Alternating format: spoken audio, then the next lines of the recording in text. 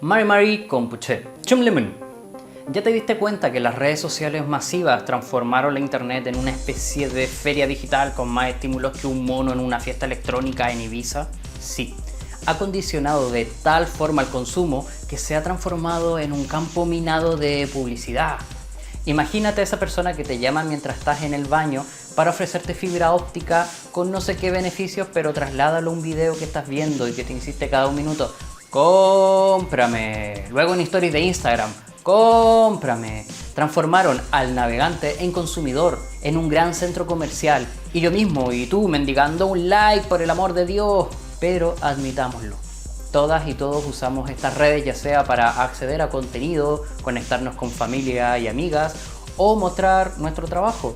Una fauna de gente anónima que pueden tener intereses comunes. ¡Cómprame! En medio de toda esta sopa empezó a sonar esta palabra, Fediverso. ¿Fedi quién? Un conjunto de estándares que reinterpreta el cómo deberían funcionar y gestionarse las redes sociales, apostando por un modelo abierto que huye de la recolección de datos, la publicidad y los algoritmos de recomendación, o sea, lo opuesto a lo que buscan las grandes empresas. Este Fediverso, con plataformas como Mastodon, Pertube, entre otros, se han vuelto una alternativa política interesante para quienes quieren retomar las comunidades, integrando el funcionamiento cruzado y no centralizado, sin anunciantes ni ventas de datos. Fediverso contra Meta, X, TikTok, etc. es como la señora del bazar de tu barrio enfrentando al supermercado de la multinacional de turno. Música.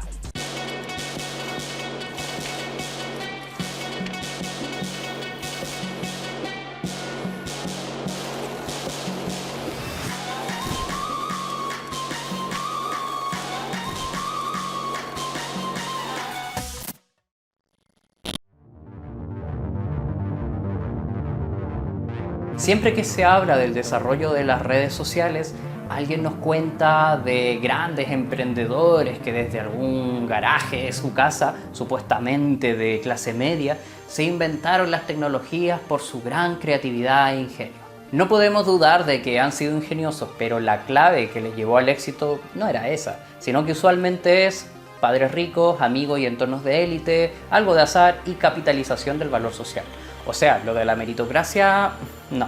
De hecho, más que otra cosa, los magnates de Silicon Valley, para desarrollar sus nuevas tecnologías, capturan las innovaciones hechas por los y las propias usuarias. Se apropian de esas ideas nacidas entre usuarios para satisfacer necesidades y sin reconocimiento alguno, toman estas innovaciones y las rentabilizan. Estudios como el del economista del Massachusetts Institute of Technology, Eric von Hippel, en Democratizing Innovation, demuestran estos hechos. Este es Jack Dorsey y en 2006 presentó la primera versión de Twitter. Tú te metías y te preguntaba, ¿qué estás haciendo? La herramienta de microblogging, nacida como un proyecto paralelo de Dorsey, pretendía saber qué estabas haciendo. ¿Qué hace mi amiga de Argentina tomando mate? Pero la gente poco a poco usaba Twitter para compartir temas más urgentes, preocupaciones sociales, difundir ideas políticas o anunciar productos. Dorsey dijo que esto fue algo casual, no lo inventaron, sino que lo descubrieron. Vieron la oportunidad y la pregunta inicial cambió a ¿qué está pasando? Y Twitter se fue transformando en un lugar donde hablar de política, hacer periodismo y marketing. Y ya con el tiempo el marketing y las fake news y el ciberacoso se fueron tomando gran parte de Twitter. Ojo, esto no ocurre por hablar de política, sino que por otros factores que ya mencionaré más adelante. Espera. Facebook comenzó con FaceMatch en 2003 cuando Mark Zuckerberg lo abrió por unas horas y poco más que para buscar fotos y nombres de las estudiantes de Harvard sustraídas ilegalmente del directorio de la universidad, acción por la que fue suspendido. Se retiró de la carrera para crear Facebook y ahí necesitó una tremenda suma de dinero aportada por su padre. Los pocos usuarios empezaron a usar la plataforma para otro tipo de interacciones. Estas pistas las tomó y fue agregando funcionalidades. Hoy Facebook e Instagram tienen tremendo valor monetario, pero porque la cantidad enorme de usuarios la convirtieron en el soporte de publicidad y marketing quizá más importante del mundo actual. Publicidad que, por cierto, es personalizada gracias a nuestros datos personales que ellos reciben como moneda de tremendísimo valor. Sí, no tienes ni idea del valor que tiene nuestra información personal para estas empresas y al final nos atrapa. Es allí donde se están desenvolviendo nuestros núcleos familiares y de amistades, muchas veces por sobre las interacciones en la vida real. Y para mucha gente, el miedo de salirse de una red social tan masiva es el miedo a perder comunicación con gente que nos importa y que quizás vive lejos. Es decir, el valor que le hemos entregado a estas plataformas han creado una criatura que se alimenta de nuestra vida social para hacer de ellas un producto de consumo artificial y bien rentable. Y cuantas más personas lo consumen, mayor valor tiene. Hoy en día esto es Internet, una especie de metrópoli de cemento y caca de perro en donde las jerarquías las coronan unos pocos sujetos con muchísimo poder económico, político, cultural y social, porque hacen que casi todo lo que usamos pase por su control. Ahí está Google, que tiene el buscador Google, Google Drive, Gmail, Google Maps, Google Earth, YouTube, Workspace, Waze, Android, etc.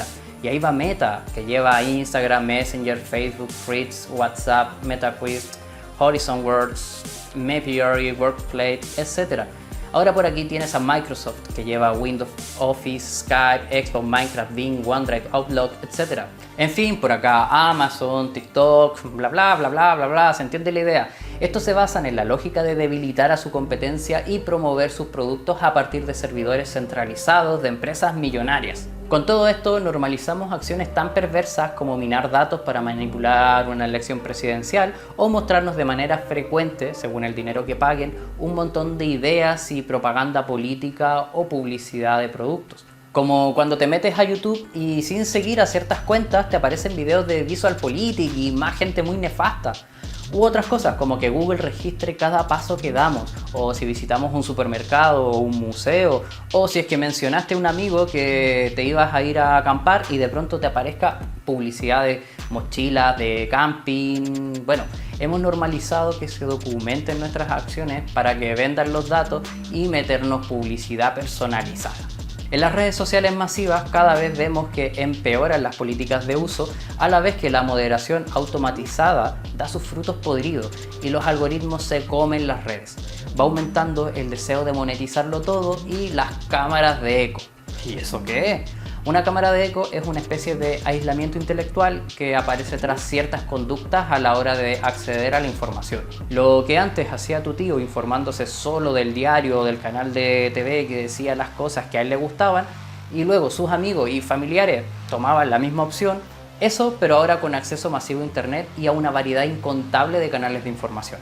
Súmale que las redes sociales pueden registrar lo que leen tus contactos y tratarán de darte más o menos lo mismo que ellos consumen, pero termina produciendo un sesgo de información. Es decir, que te encuentras con información que respalde los puntos de vista que has demostrado tener o que interpretes evidencia de forma tal que refuerce tus creencias. Imagina al incel fanático de Milei y de la basofia, la que llaman anarcocapitalismo, reforzando su pensamiento con el sesgo de confirmación y con la cámara de eco. Un peligro. Esa persona deja de sentirse sola en sus opiniones, se ve legitimado y protegido por su entorno con el que se retroalimenta. El resultado, pues mira, los asaltantes del Capitolio en Estados Unidos. Se había masificado la idea de que las elecciones eran un fraude y que los que ganaron eran parte de una secta pederasta que comían niños y por ende se sintieron llamados a ser los libertadores. Obvio que sí, eran una mierda, claro, pero si sumas caca con caca, igual sigues teniendo eso, caca.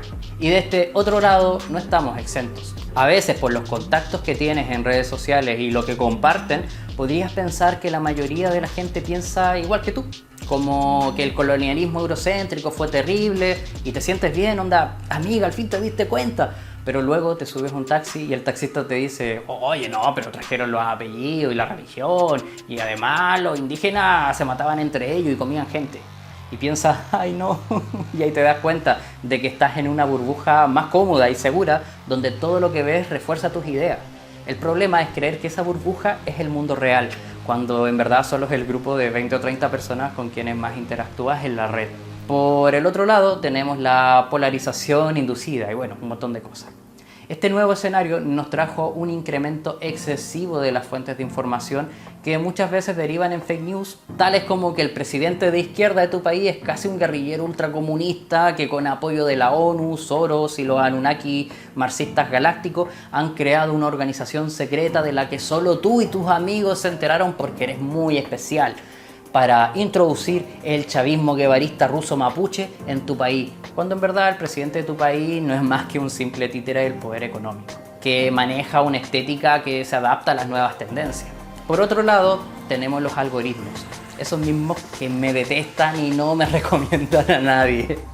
Es importante entender cómo funcionan. Por ejemplo, Facebook, su pauta básicamente es que te mantengas consumiendo su plataforma por más tiempo. Así, más publicidad recibe y más dinero reciben ellos. La cosa funciona así. El contenido que te gusta, que lees, comentas, es interpretado como dame más de lo mismo. Sí, es muy básico. Y entonces recibes cosas parecidas y ya la compañía te ficha en un determinado perfil de persona para darte lo mismo, predecir tu comportamiento y meterte publicidad que te puede interesar. Pasa lo mismo en los buscadores. Facebook, Instagram y TikTok extendieron ese postureo que a inicios del 2000 nos parecía algo ridículo, pero ahora recibe mucha aceptación. Twitter o X, por su parte, se fue transformando en un espacio para mensajes corrosivos en busca de likes y retweets. Toda esta banalización en las redes sociales formaron nuevos focos de presión social que quizás generaciones anteriores no conocieron. No es casual que la salud mental y el autoestima estén en tanto riesgo como pasa con la generación Z, sobre todo en donde estos problemas han crecido hasta un 180%.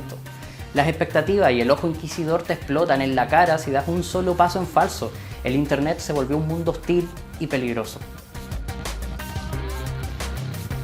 De seguro conoces poca gente que no usa redes sociales y si es que no las usas, quizás te preguntan ¿por qué? Como si fuera lo más raro del mundo, y es que se transformó en una parte esencial de nuestras vidas. Nos acostamos viendo Instagram y los videos de gatitos y los memes, que son muy divertidos. Nos despertamos y de seguro lo primero que hacemos muchos es ver si tenemos notificaciones. Fuera de eso, en teoría, son herramientas maravillosas. Alguien dirá que es una ventana al mundo. Nos ayuda a contactar con gente de otros lugares, de muy lejos, aprender tips interesantes, encontrar alternativas a la información burguesa o, por ejemplo, en pandemia, con la cuarentena, yo estando tan lejos de mi familia, me ayudó a mantener el contacto, enviarles audios sobre cómo estaba, enviarnos fotos y videos, etc. No hay duda que en ese tiempo nos ayudó a combatir la soledad, al menos para quienes estábamos tan lejos de la gente que queremos. Y es que este no es el problema. Hace un tiempo se publicó un estudio que demuestra la relación entre redes sociales y los problemas de salud mental, sobre todo entre gente joven. El contenido que consumes y tus interacciones se transforman en metadatos para arrojarte resultados similares, pero poco a poco se va colando contenido que para mucha gente puede resultar en una pérdida de autoestima. Videos sobre el aspecto físico al que debemos aspirar, la posición social, una manga de gente que te va a decir cómo debes pensar para llegar a ser multimillonario, el estilo de vida ideal, el éxito en la búsqueda de pareja sexual y un sinfín de cosas que se vuelven la rutina. Genera comparaciones entre tu estilo de vida, tu cuerpo, con las de otras personas. Metas que quizás no alcancemos porque no tenemos padres ricos ni el tiempo libre para estar en un gimnasio a la vez que cuidas a 2 hijas, un gato y 2 trabajos. Luego, acostumbradas a la inmediatez y lo efímero que nos entregan estas redes, se espera que la gente conteste los mensajes y notificaciones súper rápido. Si no, quizás pierdes una oportunidad de trabajo, te darán por perdedor en una pelea tuitera. O sea que te sientes obligada a pasar gran parte del tiempo en las redes sociales. Lo que a la larga puede traer problemas en la vida social de la vida real, pues el chat se transformó para muchos en la zona de confort. El anonimato o la pérdida de contacto visual pueden dar la sensación de refugio para no practicar las habilidades comunicativas en persona. Poco a poco hemos ido confundiendo la virtualidad con nuestra vida material. Lo difuso que es la vida privada de lo público. A veces ha derivado en ansiedad social. La necesidad adquirida de no perderte nada de la actualidad, recibir likes y comentarios, igual nos lleva también a eso de compararnos socialmente y sentirnos inconformes y presionados a proyectar una versión de cómo me gustaría ser, más que de cómo soy, transformándonos también en un producto. Y ahí uno se pregunta, ¿y si no cumplo con esas expectativas? Si no subo contenido tan interesante como otra gente, si no recibo suficientes likes, ¿qué será de mi dopamina? Pues claro, los likes y comentarios se han transformado en una moneda de oro para liberar dopamina en el cerebro. Un placer intenso pero corto como recompensa por mi compromiso a aportar a la sociedad, a mis seguidores y seguidoras, por mantenerme anclado a las pantallas y no medir mi adicción a las redes sociales. Una observación que me hizo un compañero en un comentario es muy interesante. Decía que el peligro es que la vida fuera de lo virtual nos va causando menos placer y más ansiedad, pues nos vamos acostumbrando al estímulo rápido y continuo, lo que dificulta conectar con el momento aquí y ahora. Por un lado, la euforia fugaz que causan los likes y retweets, y del otro tenemos la disforia, causada en muchos casos al no lograr las expectativas de belleza y felicidad del influencer de turno. Es decir, una insatisfacción que puede ser corporal en cuanto al éxito, etc. Y nos comparamos a veces sin darnos cuenta. Sí, a mí también me pasa. Y antes de las redes sociales también me pasaba. El asunto es que ahora uno está expuesto a eso en todo momento del día. Y por mucho que lo diga la positividad tóxica del ciberhipismo, sanar esa desesperanza no es tan fácil. No se trata de pensar positivo o simplemente de salirse de las redes sociales, porque de hecho, si bien sabemos que nos puede hacer mal abstraernos tanto en ellas, a veces alejarnos o salirnos también nos puede alejar de nuestro grupo de referencia o de gente con la que no queremos perder contacto y que hace 4 décadas atrás posiblemente ya ni te acordarías de sus caras ni intercambiarías un saludo. Pero hoy puedes seguir saludando a tu compañero del colegio que se fue a vivir a Brasil sin miedo a perder su número de teléfono, dirección postal o gastar en teléfono para hacer una llamada internacional. Porque todo lo tienes en un clic, lo que ha hecho la vida más cómoda en este sentido, pero a la vez restando valor a las interacciones personales fuera del entorno digital. En solo un minuto se envían más de 38 millones de mensajes en WhatsApp, se ven más de 266.000 horas de Netflix, 4,3 millones de videos en YouTube y 3,7 millones de búsquedas en Google, según los datos de la compañía analítica Cumulus Media. Eso hace algunos años. Ahora imagino que esos números son mucho mayores. Nada de esto puede ser posible sin un tremendo impacto ambiental. Partamos de la base de que mantener el funcionamiento de estas plataformas involucra un enorme consumo de energía. Los centros de datos en donde se alojan nuestros perfiles, fotos, videos, consumen muchísima electricidad. En 2018, las empresas tecnológicas consumieron cerca del 7% de la electricidad mundial y obvio que ha ido aumentando. La refrigeración usada en los centros de datos requiere muchísima agua, mientras en otras zonas vivimos la escasez del agua. Meta, Google y otras suman emisiones de carbono equivalentes a las de toda la industria de la aviación, no solo por los centros de datos, sino que la fabricación de dispositivos y toda su logística. Claro, para esta fabricación se requiere de la extracción de minerales preciosos como el oro, cobalto y el litio. El extractivismo degrada ecosistemas, afecta a toda la población y extingue todo lo que es crucial para la vida. Y eso que no estoy mencionando los desechos electrónicos en vertederos tóxicos para la Tierra. Claro, un mundo cada vez más conectado y webs de diseños hermosos y que pesan mucho no es gratuito. Cuesta más y más energía y genera más y más demanda de esta. Hay gente que busca hacer que las webs sean más livianas, apostando por la velocidad, los diseños simples, ahorros en el ancho de banda y menos consumo eléctrico. Se suelen ver como las páginas de mediados de los 90 e inicios del 2000 y han surgido varias a modo de alternativas a las que ya conocemos. Por ejemplo, el streaming consume muchísimo porque es muy complejo su servicio. Existe Invidious, que tiene un consumo muy bajo y se pueden ver los mismos videos que en YouTube. Es un frontend de esa plataforma. Un frontend es como la parte visible de una página o aplicación con la que puedes interactuar, lo que ves tú como usuario. Aquí le dan un mayor enfoque a la privacidad y ver los mismos videos pero sin pasar por YouTube ni depender extremadamente mucho de Google para seguir canales. Obvio que tiene sus limitaciones al no usar la API o Application Programming Interface, que sirve para intercambiar datos entre software. No va a automatizar procedimientos ni desarrollar nuevas funcionalidades. Esta web funciona con lo más básico y ese es su objetivo. Para mucha gente, la utilidad de las redes sociales radica en varios ejes. Por ejemplo, la concienciación, ya que de algún modo, entre tanta mierda, también se ha creado una plataforma para compartir sobre problemáticas sociales y en donde, utilizando las redes, se ha dado visibilidad a cosas como la salud mental, el antirracismo, el ecologismo y las acciones políticas y sociales. Se han creado valiosos periódicos digitales de contrainformación que confrontan el peso del monopolio informativo burgués. Se comparte información, se buscan recursos y se generan debates en sitios como X, Instagram o Facebook. Esto nos lleva igualmente al otro eje de uso que algunas le dan a redes, el acceso a la información. Sí, la participación en foros, los memes políticos, los videos de divulgación se han vuelto una puerta de entrada para acceder a una red de conocimientos, desde ver un debate sobre veganismo y luego ponerte a buscar información anexa o más diversa sobre ese tema, hasta participar en un grupo de Facebook sobre anticapacitismo y aprender de la experiencia de otras personas. Pero junto a este ofertón también hay que tener precauciones, porque a mayor variedad de información, mayor riesgo de caer en información errónea. No contrastarla y difundirla como un hecho, lo que parece inofensivo, pero puede ser peligroso. Por ejemplo, si te encuentras con información errónea sobre líquidos corrosivos o sobre automedicación farmacológica. Otro eje es el apoyo emocional. Estamos en una época en donde el capitalismo nos ha enfermado mucho más allá de nuestro cuerpo.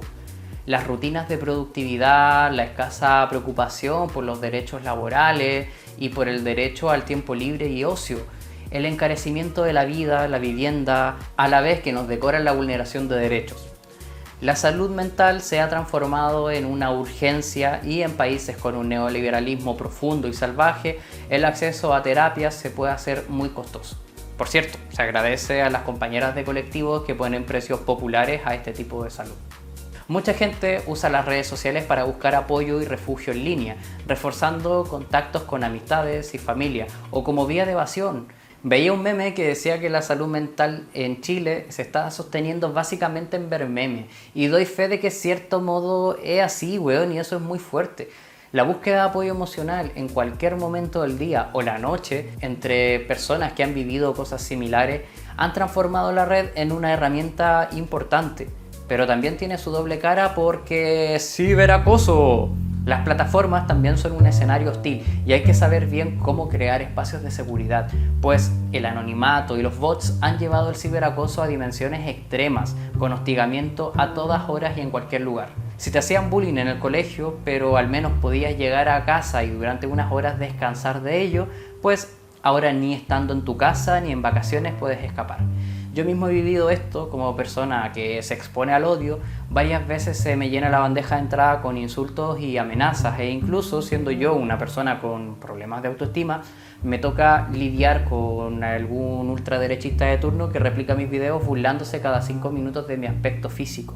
Aquellos monetizadores de odio pululan en internet y contribuyen a que la red se transforme en un ambiente tóxico. Siendo conscientes de todos estos problemas, muchos y muchas comenzaron a revolucionar la internet, creando software libres, descentralizados y federados, con la base de un internet sin fronteras ni bombas publicitarias, sin agentes comerciales que nos vayan dejando migas en el camino para llevarnos al consumo y autoconsumo y a comer a costas de nuestros datos privados. El Fediverso es una mezcla entre federación y universo, Fediverso. Literalmente es eso, un universo federado que define a un grupo de servidores que bajo el formato de una red social libre o plataformas web buscan cumplir funciones útiles más que solo ser monetizadas. Si ves alguna plataforma te das cuenta que pueden haber varias comunidades que pueden dedicarse a temas más específicos. Por ejemplo, el anarquismo o con alguna función particular como compartir fotos o solo videos. Aquí cada comunidad tiene sus propias reglas y sus administradores, que están lejos de hacer grandes fortunas con esto. Más bien, suelen ser gente como tú o como yo, pero motivada para este tipo de cosas en la mayoría de los casos. Lo que hace de estas redes algo especial son descentralizadas, es decir, son más horizontales que las redes corporativas, con administraciones autónomas entre sí, o sea, no hay un Zuckerberg tras las decisiones de 10 redes sociales diferentes. Generalmente son colectivos los que se hacen cargo de las gestiones. Como son descentralizadas, lo bueno es que si se cae un nodo o una plataforma, difícilmente trae problemas al resto.